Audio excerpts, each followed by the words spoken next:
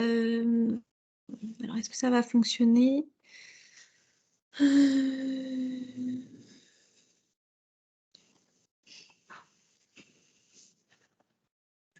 Est-ce que vous voyez bien mon écran? Oui. Super. Et ben c'est parti.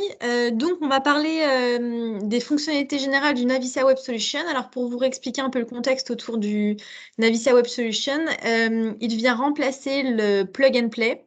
Alors, c'était le module qu'on avait qui intégrait toutes les fonctionnalités de la mobilité pour le voyageur et donc qui a existé, qu'on maintient encore cette année et que je pense qu'on maintiendra plus l'année prochaine puisqu'on le remplacera par le Navicia Web Solution.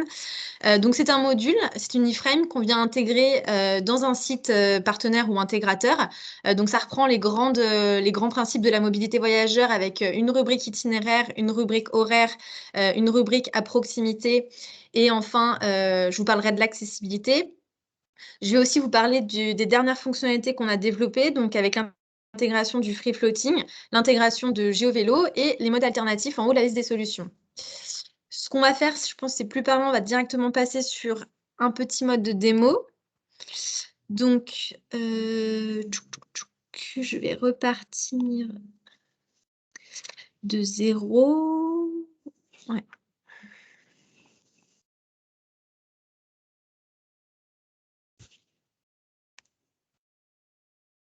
Donc, comme je vous le disais, le NWS, c'est un module qui vient s'intégrer dans un site. Donc là, on a le cas j'ai pris l'exemple d'un de nos clients, donc c'est le Keolis Lille avec Ilevia. Donc tout ce qu'on voit autour sur la partie haute, bon, là, c'est l'intégrateur qui a décidé d'afficher les éléments comme ça sur son site. Et quand on commence à faire une recherche, par exemple, itinéraire, donc je vais taper rue de l'Oise, par exemple, donc cette autocomplétion, elle est issue aussi de Navicia, mais elle a été faite par l'intégrateur. Rue de l'Oise, non, je trouve peut-être une rue à Lille. Qu'est-ce qu'on aurait d'autre? J'aurais pu taper Gare de Lille. Ouais, voilà, parfait. Et donc, quand je lance la recherche, là, j'arrive sur le NWS, donc le Navicia Web Solution, qui va être intégré, vous voyez, comme l'a fait Lille, avec la partie carto et la partie onglet de recherche. Donc, c'était pour accentuer le fait que l'intégrateur, il peut choisir d'amener le module comme il veut l'intégrer. Donc là, voilà, eux, ils ont fait avec des petits, comment dire, des petits modules différents. Et quand on clique dessus, bah, là, on est complètement redirigé sur l'iframe dans son intégralité. Donc là, j'ai lancé une recherche itinéraire, donc dans le module itinéraire. Donc on retrouve un peu les fonctions essentielles pour le voyageur. Donc le départ, l'arrivée, on a la possibilité de pouvoir modifier son heure de départ ou même son jour de départ.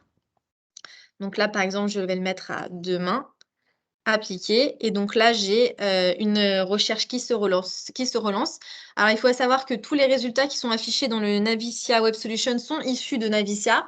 Et donc, ils sont affichés de façon à ce que le voyageur puisse exploiter des informations pour son trajet. Donc, voilà, on a aussi le petit onglet avec les préférences. Donc, le voyageur peut sélectionner effectivement s'il préfère prendre un mode spécifique plutôt qu'un autre. Donc là, je vais enlever, par exemple, le bus, appliquer. Et donc là, ça recalcule en fonction du mode de transport que je vais avoir demandé. Donc, quand on clique sur une liste des solutions, on a le détail qui s'affiche. Donc, avec les informations sur le départ, les arrêts, le cheminement piéton, les arrêts intermédiaires dans le cas du TC, et bien sûr, les informations sur le trajet et l'heure d'arrivée. On a une petite nouveauté, c'est de pouvoir visualiser son arrêt sur Google Maps, donc une vue, on appelle ça une street view, avec effectivement la possibilité pour le voyageur, si jamais il n'a pas l'habitude d'aller à cet arrêt, de voir où il se trouve avec une redirection sur Google Maps. On a la possibilité aussi d'avoir la petite toolbox dans le cas où on veut imprimer son itinéraire, dans le cas où on veut le partager, dans le cas où on veut le télécharger, ou encore dans le cas où si on veut se l'envoyer au format PDF par mail.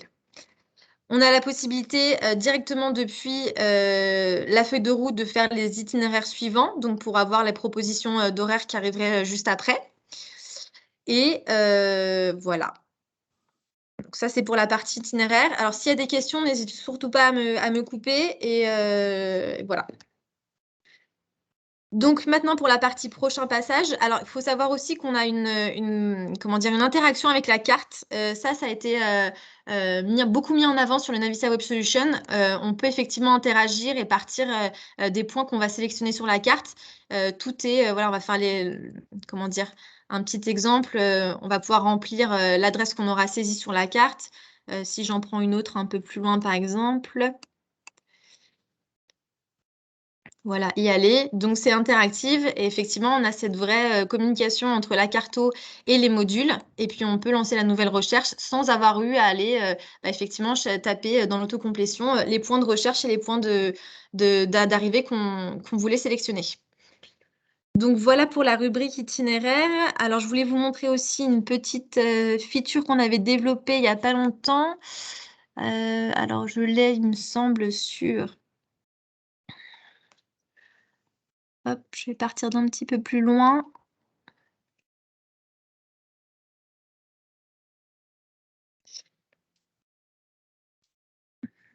Alors là, j'en ai pas.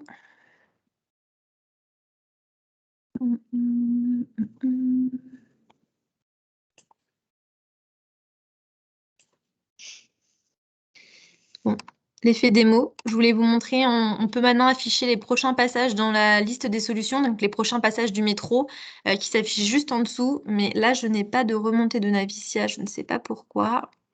Pourtant, je suis bien en prod, je suis bien sur le métro, donc je suis censée avoir du temps réel.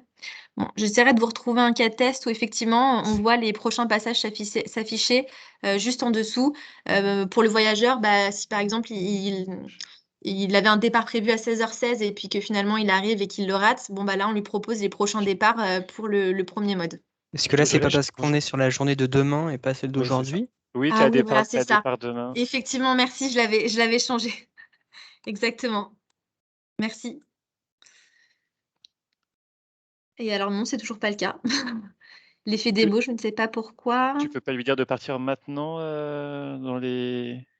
Je vais essayer de relancer complètement Ouais, la mail. relance. Ouais. Sinon, je cherche de mon côté. Si j'en trouve un, je t'envoie une URL après si tu veux continuer Oui, la mais présentation. en fait, juste avant, je l'avais testé et effectivement, ça fonctionnait. Alors, je ne sais pas pourquoi. Ah, voilà, parfait.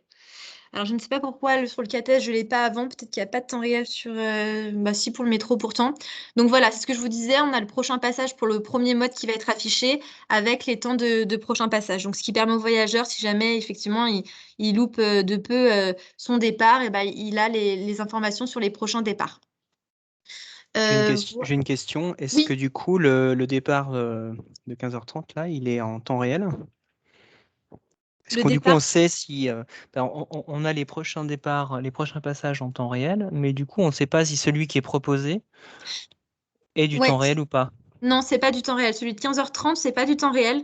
Donc, c'est pour ça qu'on a activé le temps réel parce qu'en fait, dans la recherche itinéraire, là, quand on lance, généralement, quand on peut comment dire, exploiter du temps réel, c'est au niveau d'un GTFS. Et donc là, effectivement, sur l'itinéraire, on l'a pas. Mais comme on a les prochains passages, on dit aux voyageurs, on n'a pas mis de petit picto temps réel juste à côté du départ, hein, pour ça, justement. On lui dit, si tu l'as raté, effectivement, tu as le prochain passage qui arrive juste après. Et là, c'est du vrai temps réel. D'accord. Mais du coup, parce que là, 15h30, c'est déjà passé, donc c'est bien ça, on est sur du aujourd'hui, là, si je comprends bien. C'est moi qui l'ai. Enfin, je l'ai fait. Là, il faut que je rafraîchisse parce que c'est moi qui ai fait la recherche tout à l'heure. D'accord. Parce que du coup, si jamais, par exemple, on fait maintenant la recherche à 16h13 et que le résultat, la proposition est de prendre un véhicule à 16h30, est-ce que ce véhicule de 16h30 sera proposé dans les propositions de prochain départ? Ou est-ce Euh, que ce sera forcément un autre? Enfin, vous voyez ce que je veux dire? Est-ce que c'est forcément après le départ proposé? Ou est-ce que ça inclut le résultat qui est proposé? Je je comprends pas bien le raisonnement. En fait, là, le 15h30, c'est pour un départ d'itinéraire et le prochain passage, c'est pour un départ d'horaire. Donc, en fait, c'est pas la même API qu'on appelle pour avoir les informations. Et je sais pas si Oui, donc en fait, il n'y a pas de lien entre les deux, du coup. il n'y a Donc pas de lien. En il se peut fait, très bien. Ouais, donc quelque part, il n'y a rien qui exclut que le départ qui est proposé dans l'itinéraire soit également proposé dans les prochains passages qui sont listés en dessous, quelque part. Voilà, là c'est le cas, je pense, du départ à 16h32, on a un prochain passage à 16h31, c'est sans doute le même. Ah Je oui, oui, suppose. d'accord, je viens de comprendre. C'est ça Ok, que je oui, voulais oui, dire. ça peut être le même que ce qui est proposé dans l'horaire théorique, Ok. en fait, Mais on entre n'a guillemets. rien qui nous dit que c'est ce véhicule-là, en tout cas. Voilà. Oui, Ok, je comprends. Merci. voilà. Du coup, est-ce qu'il y a d'autres questions sur la rubrique itinéraire ou je peux passer sur la rubrique prochain passage? Est-ce que c'est assez clair pour vous au niveau du fonctionnement? Très clair. Ok, bon, bah, du coup, j'enchaîne avec prochain passage. Alors, prochain passage, donc on est toujours sur l'île. Je vais taper gare de Lille. Donc, j'ai tapé gare de l'île Flandre, pardon. J'ai effectivement tous les prochains passages qui passent un stop area, donc toute la zone d'arrêt avec les TC qui passent autour de cette zone. Donc, si je sélectionne par exemple le métro 1, donc là, je vais avoir les horaires du métro 1. Et si, comme je suis toujours sur ma zone d'arrêt, finalement, je ne veux plus prendre le métro 1, mais je veux emprunter le métro 2. Bah pareil, ça s'actualise et je peux effectivement depuis toujours cette page aller chercher finalement le bus L5 qui lui d'ailleurs a du temps réel, hein. Vous voyez bien la différence entre du temps théorique et du temps réel. Et donc pouvoir modifier. J'ai la possibilité depuis cette page de pouvoir consulter les l'infotrafic pardon, qui sont liés à cette ligne et qu'on récupère également de Navicia. Donc pouvoir consulter voilà, les informations qui sont liées aux lignes. J'ai la possibilité de pouvoir modifier mon horaire. Excuse-moi, Oui, Nicolas de Tours. oui. Euh, on est d'accord que là, les horaires ne sont pas rafraîchis automatiquement, en fait. Si, si, ils sont, ceux qui sont là, qui clignotent, Ouais. oui, oui, ils sont rafraîchis toutes les 1 minute. Ah, c'est toutes les minutes. Oui. Et sur la page précédente aussi? Sur Parce que la page j'ai. d'itinéraire, dans l'onglet itinéraire? Non, sur la page, là, si tu fais juste retour et que tu as juste sélectionné Gare Lille-Frande. Oui, alors quand ils sont là, vous voyez, là, ils sont pas temps réel, mais quand ils le sont, on a aussi le petit picto d'animation à côté. Et ils sont rafraîchis dans le cas du temps réel toutes les 1 minute aussi. Eh ben, parce que du coup, j'ai la même recherche. Là. Et voilà. Et du coup, sur le tramway, par exemple, ma page est ouverte depuis 3 minutes et les horaires n'ont pas bougé. Et il y a le petit picto temps réel à Ouais, côté? ouais, ouais. D'accord. Bah alors là, c'est un bug parce qu'effectivement, ça se rafraîchit. Ok.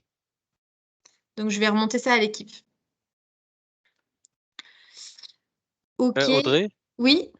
ça peut ne pas être un bug, ça dépend en fait de ce qu'on reçoit. Parce que si on n'a pas, si en fait on reçoit exactement la même donnée, ça veut dire le même retard, on affichera toujours des coups.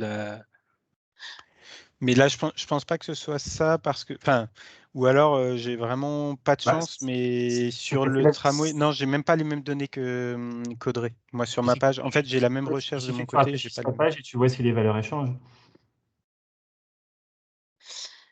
En fait, vous avez sélectionné quelle ligne? Vous êtes sur quelle ligne là? En fait, je suis sur exactement le même écran que toi, mais je D'accord, l'ai ouvert, 2 ou 3 minutes avant. Et d'accord. donc moi, j'ai toujours, par exemple, sur la ligne 5, donc sur la marque La Madeleine, j'ai des passages à 9, 11 minutes et 4 minutes.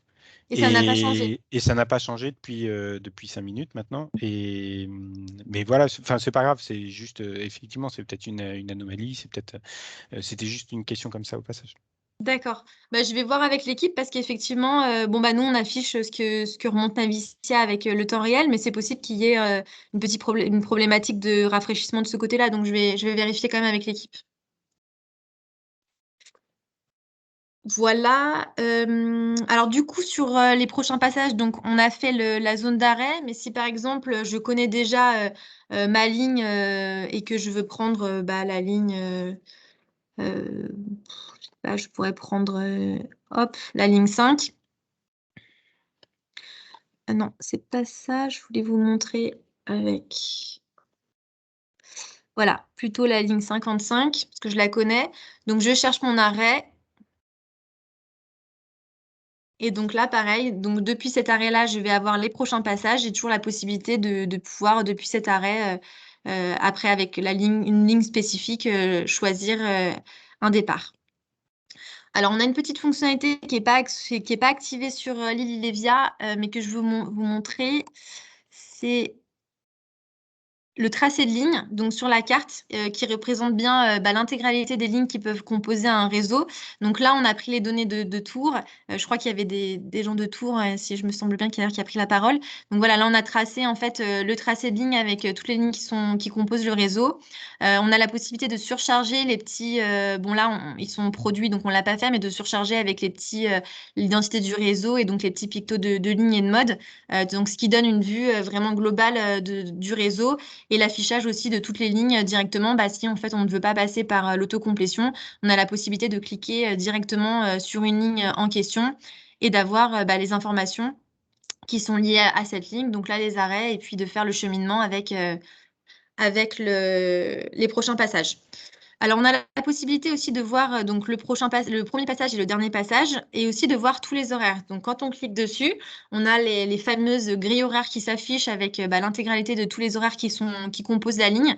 Comme ça, le voyageur peut se projeter s'il veut vraiment voir, un peu comme sur les arrêts, tous les horaires qui sont disponibles pour la ligne.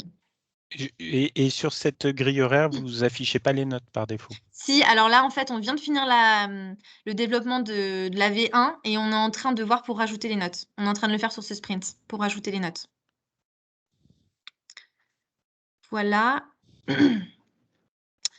Du coup, est-ce qu'il y a des questions sur cette partie de prochain passage? Ok, du coup, je passe à la rubrique à proximité. Donc, à proximité, on va se mettre sur la gare. Je vais plutôt rester sur l'île.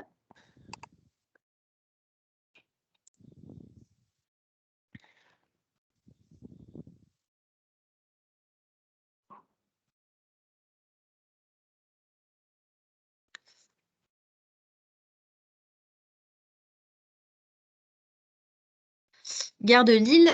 Donc, dans la rubrique à proximité, on a effectivement implémenté un petit service à moins de 5 minutes, 10 minutes, 15 minutes. Donc, pour effectivement, les personnes qui souhaitent avoir un peu moins de marche à pied ou un peu plus de marche à pied pour aller trouver une offre et du service. Donc, sur la carte, on affiche à la fois les POI de type transport et les POI de type non-transport. Donc, on a des catégories qu'on peut personnaliser avec les POI qu'on souhaite mettre en avant, des points de vente, des stations d'autopartage ou des stations de VLS, donc de vélo en libre service, également les parcs relais. Donc, quand on clique dessus, on a une interaction toujours avec les petites pop-up qui s'ouvrent sur la carte avec le nombre de, bien sûr, l'adresse, le temps qu'on a de marche à pied pour aller jusqu'à ce POI, le nombre là, de vélos disponibles pour le VLS, le nombre de places disponibles, et toujours avec nos petits partir d'ici, y aller, la possibilité de pouvoir interagir avec la rubrique itinéraire et donc de pouvoir lancer une recherche. Voilà. Donc, je ne sais pas s'il y a des questions de votre côté. Donc, les petits pictos sur la carte sont personnalisables. On peut aller les surcharger avec l'identité du réseau.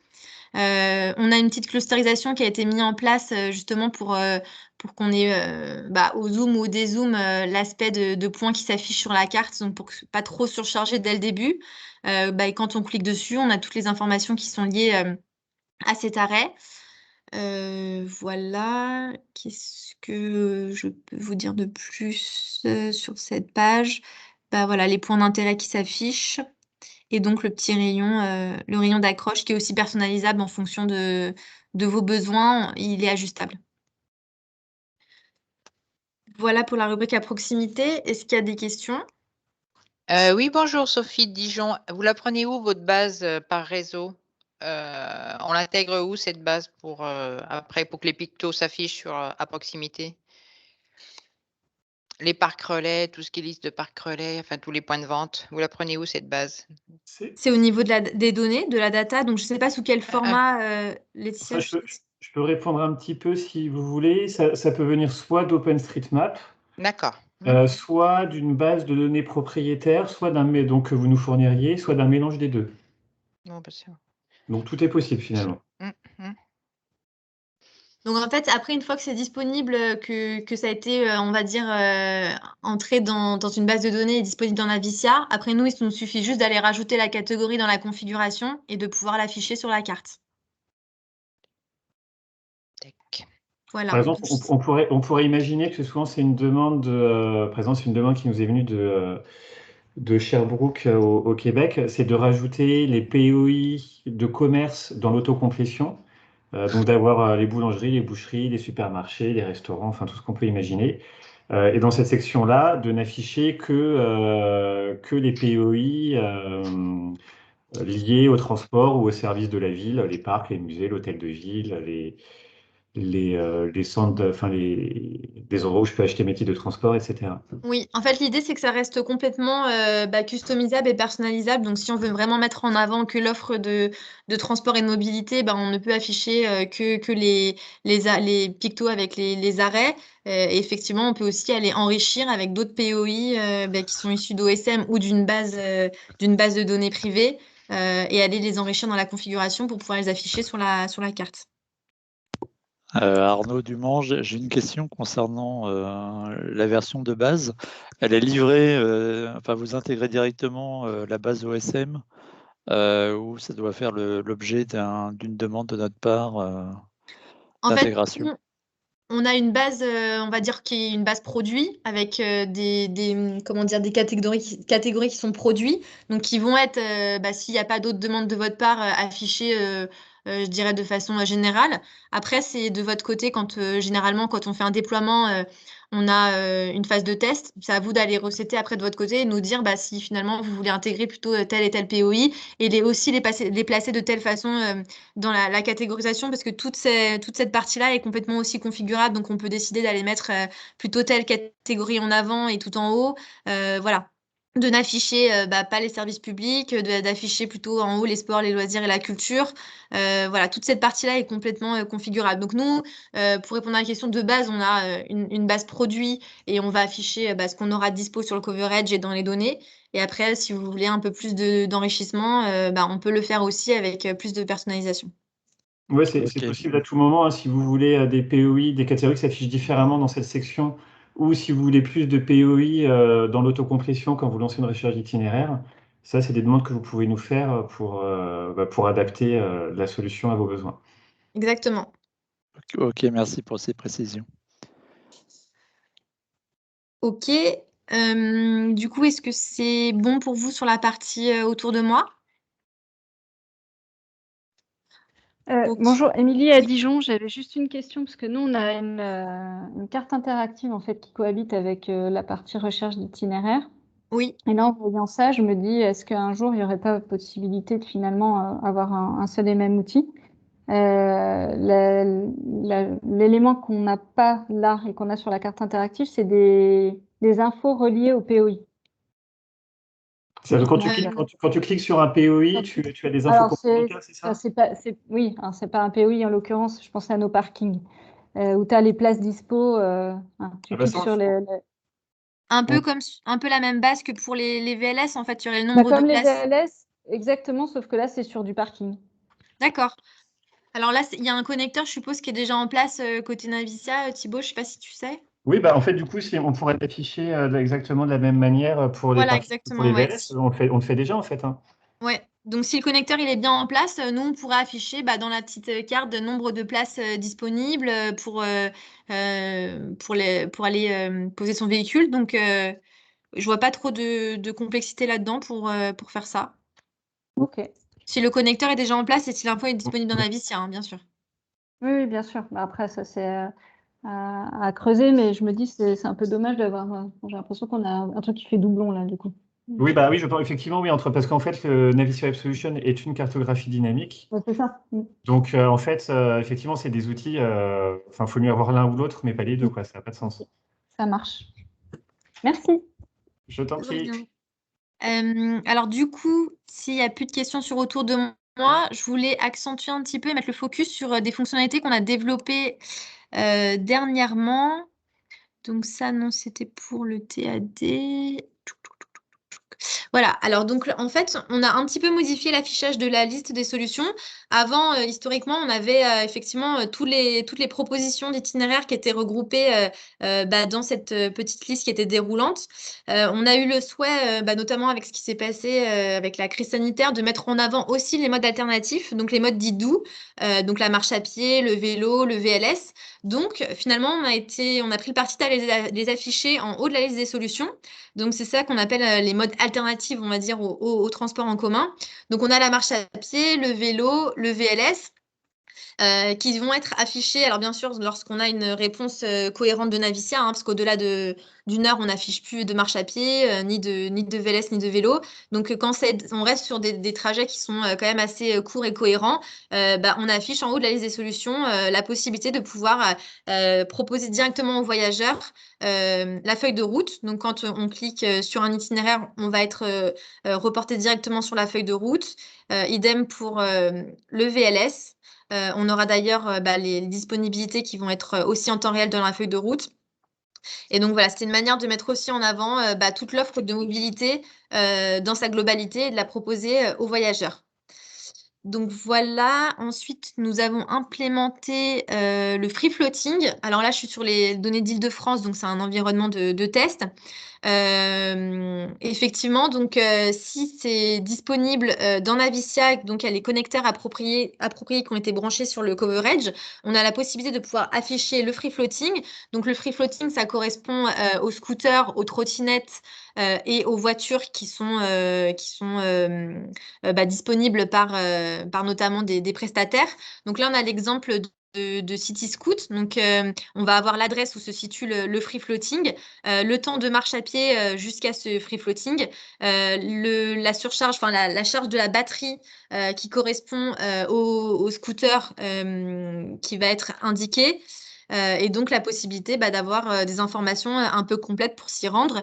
Je vais sélectionner, là j'étais sur un scooter, je vais sélectionner une trottinette. Donc pareil, voilà, sur la trottinette, on sait, elle est géolocalisée, donc on sait qu'elle se trouve 1 rue Beccaria, qu'on va mettre 10 minutes depuis notre point de géolocalisation pour s'y rendre et qu'elle a une capacité de 23 km. Et donc on a le prestataire qui s'affiche. Donc là, on était sur City Scoot pour le scooter et là, on est sur DOT avec le numéro de série pour la trottinette. Et donc, pareil, voilà, tout est configurable dans la partie filtre avec la possibilité de les mettre en avant si on a un service de free floating qui est intéressant sur le coverage. Voilà. Je ne sais pas s'il y a des questions. Alors, j'enchaîne sur la dernière. Donc, la dernière, c'est l'intégration d'un parcours avec GeoVélo. Donc, on a un prestataire qui s'appelle GeoVélo qui est spécialisé sur les itinéraires à vélo. Donc, pareil, on l'a en mode doux, donc c'est-à-dire en solution directe qui arrive avec la recherche. Donc, quand on clique Si je dessus. puis me permettre, un partenaire Oui. plutôt qu'un prestataire. Un partenaire, pardon, excuse-moi, oui, un partenaire. Merci de me reprendre. Et donc, on a la possibilité d'avoir le détail du trajet. Donc, tout ça, c'est issu de l'API de GeoVélo. Et on a, alors, c'est sur un environnement de test, ça n'a pas été encore mis en prod. Donc, vous allez voir que le graphe, il est un petit peu haut. Donc, on est en train de le resizer au niveau du CSS. Mais voilà, on aura la possibilité d'avoir un petit graphe de déclivité avec les informations sur le parcours et un petit cheminement vélo qui indique aux voyageurs toutes les infos qui sont essentielles pour faire son trajet. Donc voilà pour les fonctionnalités qu'on a développées dernièrement. Est-ce que vous avez... Juste, Oui. Nicolas de Tours, par rapport à GeoVélo, est-ce que vous remontez les informations quand parce que l'intérêt de GeoVélo, c'est de pouvoir préconiser les voies réservées au vélo notamment, ou Oui. est-ce que ces informations-là, elles seront remontées? Oui, bien sûr. Alors là, en fait, c'est en train d'être développé. On est sur une V1, donc on a effectivement affiché le graphe de déclivité. Et là, sur une version 2, donc c'est en train d'être fait côté Navicia, parce qu'encore une fois, moi, je ne peux qu'afficher les informations qui sont disponibles dans Navicia. Donc là, côté Navicia, ils sont en train de retravailler pour qu'on ait des itinéraires, comment dire, pas dédiés, mais des itinéraires spécialisés. Donc, c'est-à-dire, par exemple, un itinéraire qui aura un profil avec X voie réservée uniquement pour le vélo. On aura un profil avec un temps de trajet qui serait un peu plus long, mais qui aurait un parcours totalement avec des voies vélo.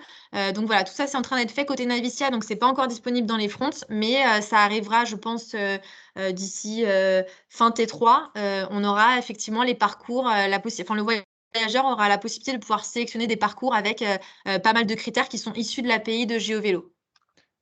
Et peut-être pour préciser ceux qui n'utilisent pas ou qui ne pourront pas utiliser GeoVélo, je pense à Louis-André et Jade qui sont sur le pont.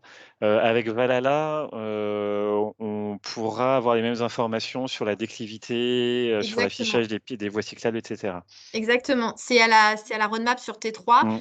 Effectivement, on aura la possibilité de switcher. Soit on veut passer avec GeoVélo et donc nous, dans la config, on va aller indiquer qu'on passe avec GeoVélo. Si on n'a pas GeoVélo et qu'on ne veut pas afficher des informations de l'API de GeoVélo, on aura Valhalla qui également va proposer un cheminement avec un graphe et toutes les informations qu'on aura qui seront à peu près identiques à GeoVélo. Et normalement, aussi à terme, c'est dans la roadmap le choix des profils, vélo électrique, vélo classique, etc. Exactement. Donc voilà pour les dernières features. Est-ce qu'il y a des questions?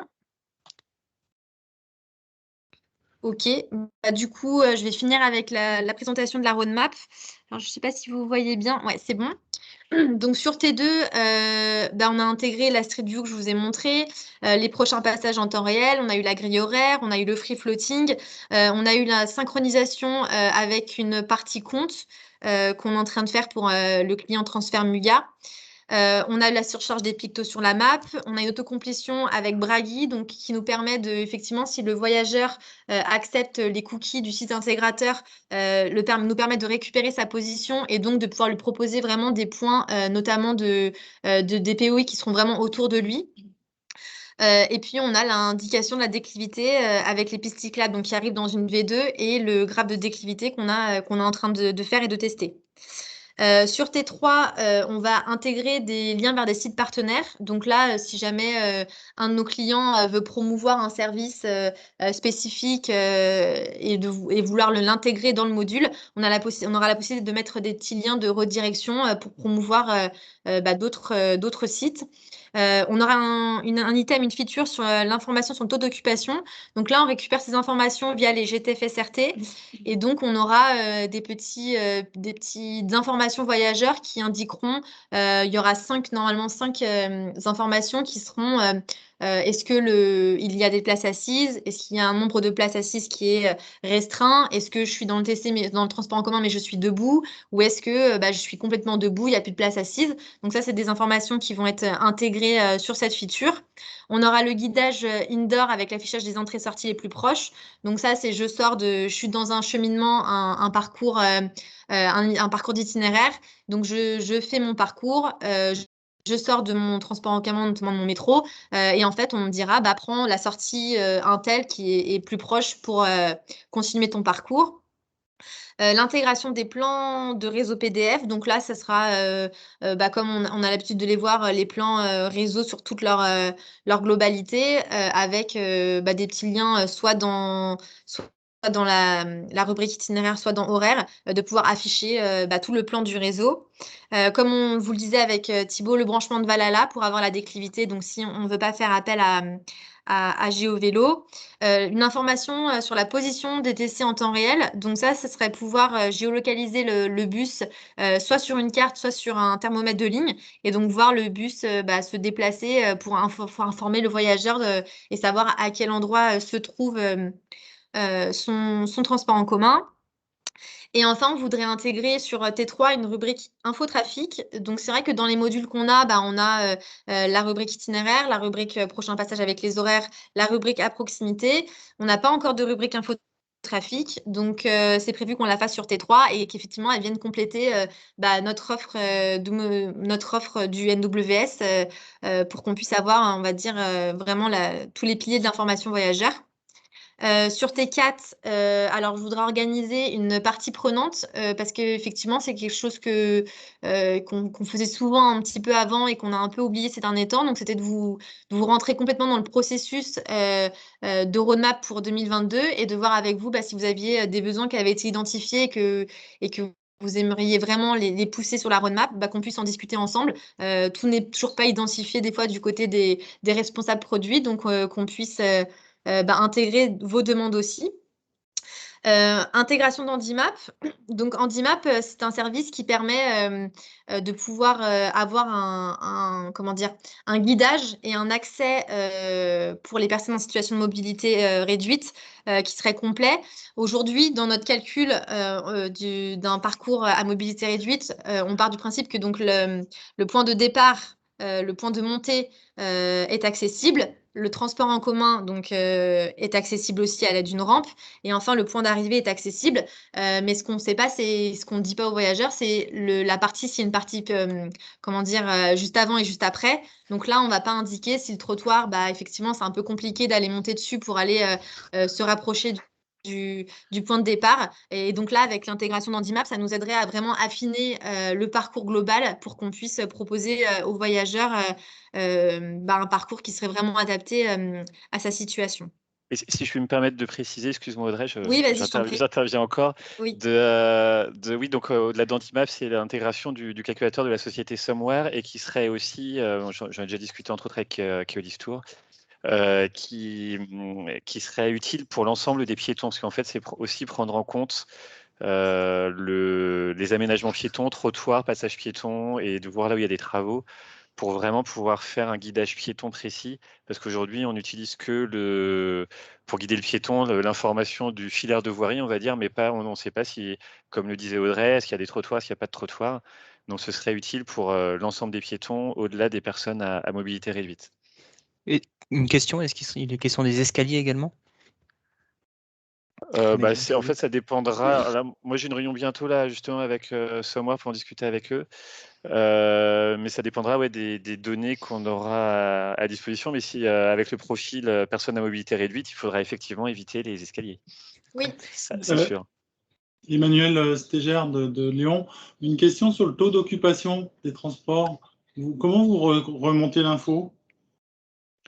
On peut le récupérer soit via le GTFSRT. Donc ça, c'est quelque chose qu'on récupère déjà dans Navicia, par exemple, pour Sherbrooke, on le récupère dans l'API. Soit via donc ça c'est du standard, soit via des dispositifs dédiés. Oui, il peut y avoir des connecteurs spécifiques qui peuvent être branchés à Navicia pour qu'effectivement on récupère l'information. Mais là, de la façon dont pour l'instant on l'exploite, comme le disait Thibaut, c'est via le GTFSRT. Et après, ça peut être du temps réel ou du prédictif théorique. Les deux sont possibles. Oui. GTFSRT, c'est pas si prédictif que ça. Ça, c'est en temps réel là, avec le GTFSRT, oui. Ouais. Ok. Mais on gère aussi le théorique et Navicia différencie bien les deux pour le préciser lors de l'affichage. Okay. Vous n'avez pas imaginé un crowdsourcing Alors, on est en discussion avec une société justement qui propose du crowdsourcing avec les chauffeurs.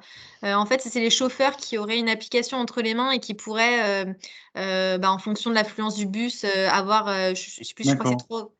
Oui. 3 ou 4 niveaux d'appréciation sur l'affluence, mais c'est encore en discussion. Pour l'instant, il n'y a rien qui a été fait vraiment de ce côté-là. Donc, du moins pour cette vraiment feature-là, on va exploiter GTFSRT et à voir si on arrive à intégrer les données qui seraient fournies par le chauffeur pour qu'on puisse effectivement avoir aussi une autre source de données. Ok, merci. Même type de question, je me permets. Oui. Je suppose que sur l'information sur la position des TC en temps réel, c'est pareil, c'est du GTFSRT. Oui, pour l'instant, on l'exploite avec le GTFSRT. Je ne sais pas s'il y a un autre format qui est prévu. Il y a Laetitia qui est avec nous aussi, qui est responsable sur le périmètre data. Alors, c'est plutôt côté Navicia pour le taux d'occupation. Et du coup, non, pour le moment, c'est du GTFSRT. C'est que du GTFSRT. Ouais, pour l'instant, on va exploiter que ce format-là. Alors, je ne sais pas, vous, de votre côté, c'est quoi que vous avez comme format de données? on n'a pas de GTF-SRT, pardon, on n'a pas de Oui. GTF-SRT en tout cas. D'accord. Après, il y a du Siri qui permet d'avoir aussi du taux d'occupation. Oui, après, ce sera possible en fonction des besoins de développer. Si, oui, Siri en standard, effectivement, de développer le connecteur qui va bien. Là, on a commencé avec le GTF-SRT parce qu'on avait un exemple à disposition. On nous a proposé un flux. Donc, du coup, on a démarré par là, mais bien sûr, après, ça a vocation à s'élargir. Et donc, s'il y a un flux Siri, bien sûr, à ce qu'on l'intègre pour vous le mettre à disposition. Sur Lyon, on est en train de développer le Siri de plus en plus. On est en train de le mettre en place et puis essayer de le développer. Audrey, il y a une question de Nicolas qui demande si la solution Oui. Ah oui, pardon, tu l'as vu. Pardon, Oui, je viens de voir. Alors, pour l'accessibilité, alors oui, le NWS est accessible. On s'est fait aider d'une entreprise qui s'appelle Urbilog, qui est sur Lille, qui a audité les modules, en fait, qui a testé chacun des modules. Et qui nous a aidé justement à améliorer tout le parcours d'accessibilité. On est en travail d'amélioration continue avec eux. Dès qu'on a développé plusieurs features, on leur refait tester pour être sûr que le parcours il est faisable pour des personnes qui sont en situation de handicap. Donc voilà. Donc le NWS est accessible. Et sur la question sur intégration en JavaScript, en plus d'une intégration sous forme d'iframe, une question plus technique. Ouais, j'ai pas eu pour l'instant, c'est la première fois que j'ai ce type de questions. Il faut que je me renseigne auprès de l'équipe technique. Pour l'instant, effectivement, on n'est que sur une base d'iframe. Il faut que je vois avec eux. Je vais prendre votre nom et j'essaierai de revenir vers vous. C'est donc. C'est à Tours, Nicolas D'accord. Beillet-Deving, Keolis Tours. Ok. Et moi, j'ai une petite question, Audrey. Ça apparaît pas dans la roadmap, mais à ma connaissance, c'est prévu. C'est quelque chose qui intéresse les clients qui ont du GTF-SRT. Il est bien prévu dans la roadmap de pouvoir d'afficher les itinéraires en temps réel aussi, je crois. Oui, complètement dans la rubrique itinéraire. Comme je vous ai présenté, effectivement, c'est du théorique issu de Navicia. Là, on aurait avec le GTF-SRT les avances retards et donc l'itinéraire qui s'affiche en fonction de ça. Donc, de brancher en fait directement du GTF-SRT pour la rubrique itinéraire. Et c'est prévu sur quel trimestre?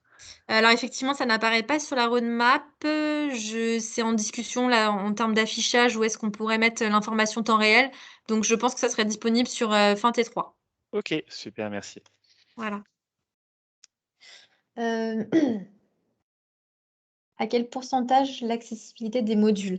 Alors avec Urbilog, ils ne nous ont pas transmis de pourcentage. On a vraiment fait tout, enfin on a repris tous les points qui avaient été remontés pendant leur audit et on a corrigé en fait tous les points de l'audit. Donc je peux pas vous communiquer vraiment de pourcentage. Je pourrais voir avec eux dans ces cas-là, c'est quoi les taux qu'il faut quand effectivement on est accessible à 100%, mais j'ai pas de pourcentage là à vous communiquer, si ce n'est qu'on a repris en fait tous les points qui avaient été remontés pendant leur audit Ouais, et qu'on a corrigé bien sûr. Je crois que c'est plus pour respecter des niveaux d'accessibilité. Je ne sais plus si on parle encore en termes de pourcentage là, dans les nouvelles Avec règles. le AAA. Ouais, enfin parce que ça a changé l'année Pour les dernière. marchés, pour les sites publics, oui, ouais. ouais, pour les sites publics, effectivement. Ouais, alors je pourrais voir avec eux parce qu'effectivement, j'ai pas eu de rapport de ce type-là. Donc j'ai pas de chiffres vraiment en tête à vous communiquer. Là, sachant qu'en plus, après, les audits se font sur le site complet qui intègre le NWS. Donc, il n'y a pas eu d'audit. En fait, c'est pas indépendant. Effectivement, l'audit, il est fait, je pense, de façon globale sur la partie intégrateur et sur l'iframe. Donc, nous, on l'a fait sur le NWS, mais dans leur audit, j'ai pas eu de pourcentage. Donc, je pourrais voir vraiment si l'information vous intéresse, je pourrais voir avec eux pour avoir l'information.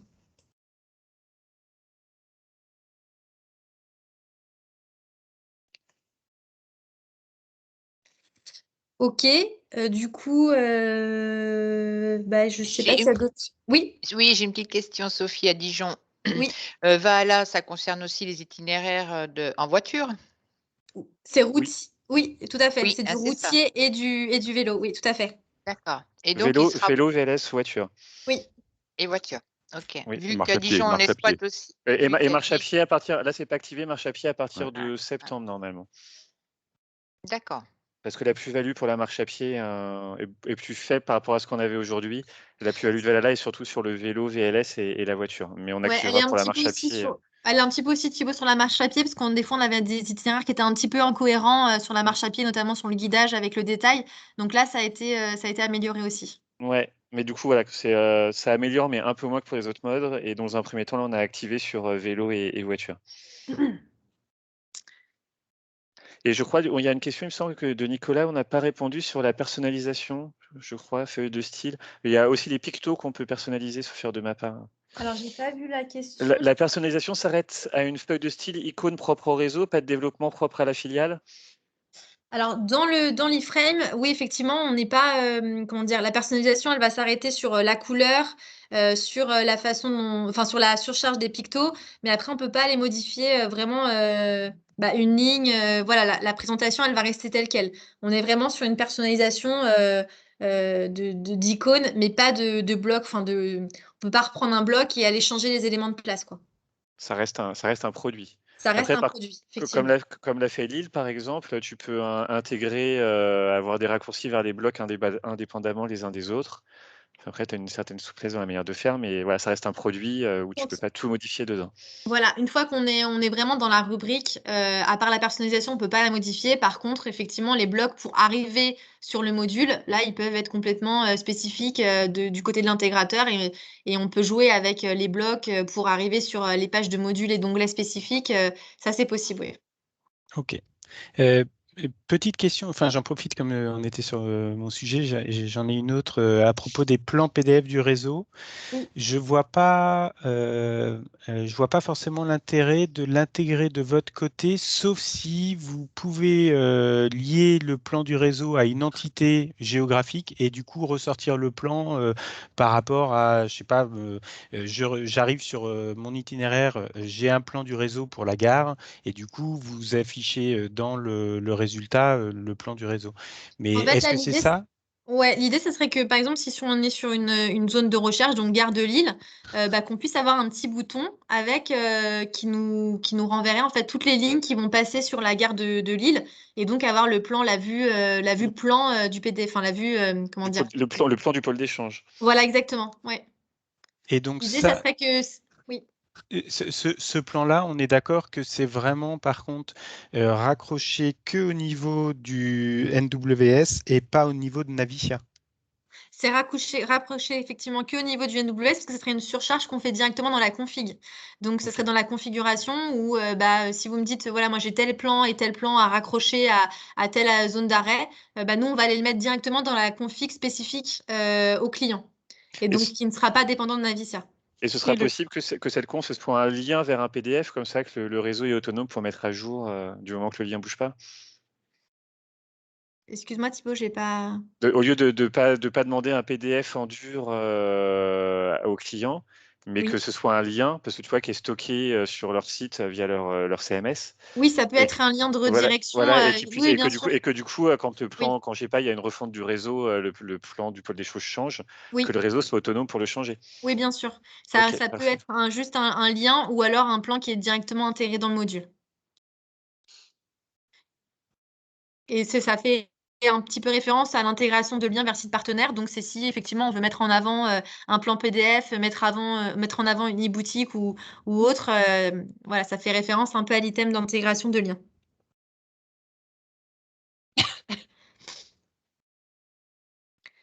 Voilà, du coup, c'est tout de mon côté. Je ne sais pas s'il y a d'autres questions, si c'est assez clair pour vous. Je pense que je n'ai pas écouté. Là, je vois intégration d'une grille horaire de ligne. On aura toujours, dans le plug and play, on a les horaires par ligne. On l'aura toujours avec la nouvelle version de Navicia Web Solution? Oui, en fait, quand on est sur le détail d'un arrêt, on a voir les horaires de ligne et on a la grille horaire qui s'affiche. Justement, là, on a développé la grille horaire de l'arrêt ou de la ligne? La grille horaire de la ligne. Une fois qu'on a sélectionné son arrêt, là, on a enfin, je l'ai montré en démonstration, on a la grille horaire qui s'affiche. Oui, en démo, j'ai vu celle de l'arrêt. Oui, là, en fait, oui, tu fais la différence entre les horaires de passage sur un arrêt donné pour une ligne sur toute la journée. Enfin, d'un arrêt pour toute la... Je vais réfléchir. Pour une ligne donnée, un arrêt donné, avoir tous les horaires de passage de la journée, ce que nous a montré Audrey. Oui. Je suis en train d'essayer de reprendre un Donc, exemple. Et donc donc, c'est et vous, Sophie, c'est quoi? Vous faites référence à De quoi? la ligne. Moi, je voudrais les horaires de la ligne par le- sens. On l'a aujourd'hui avec le plug and play.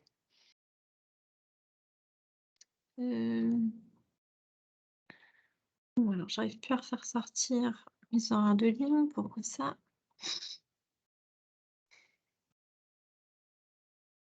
Parce que là, tu es en prod, c'est sur ton environnement de dev que tu l'as, non?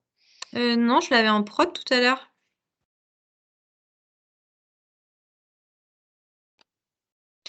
Non, non, je l'avais en prod. Tchouk, tchouk, tchouk, tchouk.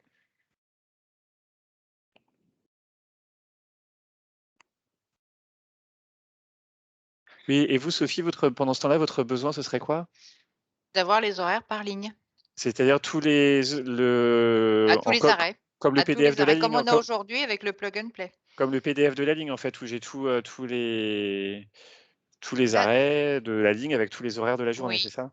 Là, avec le plug and play, aujourd'hui, on a horaire à l'arrêt, mais on est aussi horaire de ligne. Et là, quand on clique sur horaire de ligne, on sélectionne une ligne, le sens, et là, on a tous les horaires à tous les arrêts.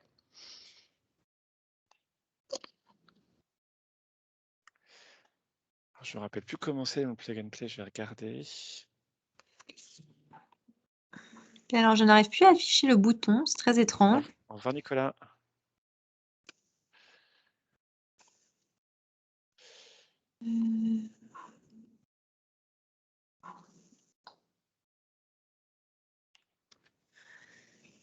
Tchouk, tchouk, tchouk, tchouk. Non, j'étais sur l'île pourtant tout à l'heure quand j'ai Mais fait la et démonstration. après, pour ce besoin-là, pour avoir la solution la plus propre, ce serait pas de pouvoir afficher un lien vers le PDF de la ligne, justement? On n'a pas de PDF. Ben, là, c'était un outil issu de Navicia, ça. C'était une fonctionnalité issue de la base Navicia. Ah, c'était pas dans Timetable, ça, Sophie? Parce qu'il y a Timetable qui permettait Non, non, non. de générer la grille. Maintenant, on fournit maintenant le GTFS. Maintenant, c'est le GTFS qui est intégré dans Navicia. Et donc, lorsque c'est intégré, ben, quand on clique sur horaire de ligne, on a tous les horaires de la ligne. Alors, Donc, là, c'est le parcours. Donc, j'ai sélectionné une ligne. J'ai les prochains passages, voir tous les horaires. Là, vous voyez encore mon écran? Là, c'est l'arrêt. Là, on n'a que l'arrêt. C'est les horaires à l'arrêt. D'accord, je viens de comprendre, ok. Alors, les horaires de ligne, ah oui, ça représente donc tous les horaires de passage de la ligne? Exactement. oui, Ah c'est oui, ça, d'accord. effectivement, oui, je suis allé sur Orléans, ils ont encore le plug and play, et voilà, effectivement, oui, il y a tous les... Et ça, c'est utilisé, quoi. Enfin, D'accord. nous, en interne, et par les clients. Ok. Je vais regarder et je vais revenir vers vous, Sophie. Oui.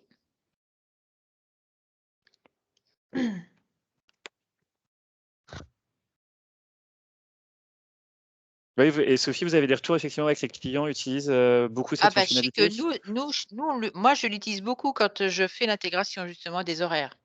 Je vérifie via cet outil. Mais alors, vous, enfin, Et pour vous, en, je comprends bien. en interne, et les clients aussi, bah, justement, des clients nous demandent, on n'édite pas de fiches horaires par ligne. Donc, D'accord, les clients, on les dirige sur cette fonctionnalité. d'accord. Parce que du coup, ça représente combien de... Bah, après, tu peux, tiens, je t'envoie un lien si tu veux voir, Audrey, comment c'est aujourd'hui. Mais on regarde, Oui, comment c'est. Je vais regarder, hein, on je vais regarder étudiera ça comment c'est fait. aujourd'hui, ouais. Ah ouais, je Mais vais t'as regarder. un tableau où tu fais des fils avec des flèches, alors effectivement, c'est un peu énorme en termes de... En fait, ce qui me fait un tiens, peu voilà. peur, c'est en termes d'affichage. Tu me l'as envoyé sur Ah bah, je quel... l'ai mis, je l'ai envoyé à tout le monde, là, j'ai mis D'accord. sur Ok. la réunion.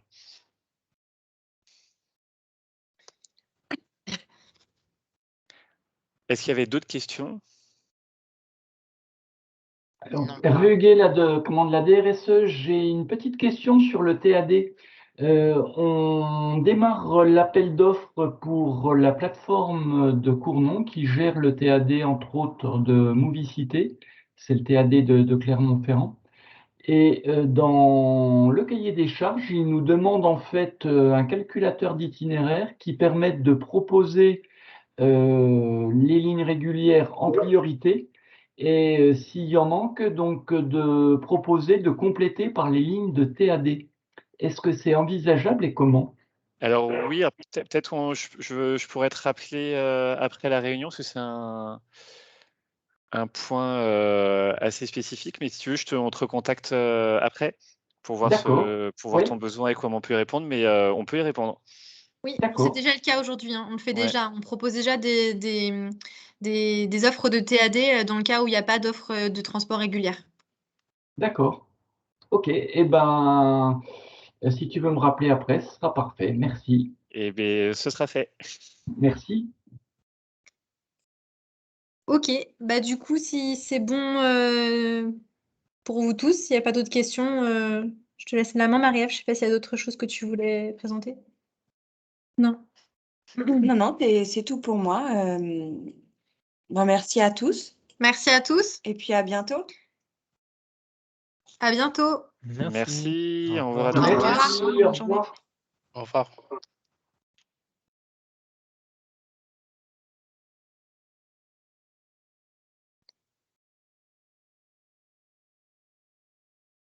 Oui.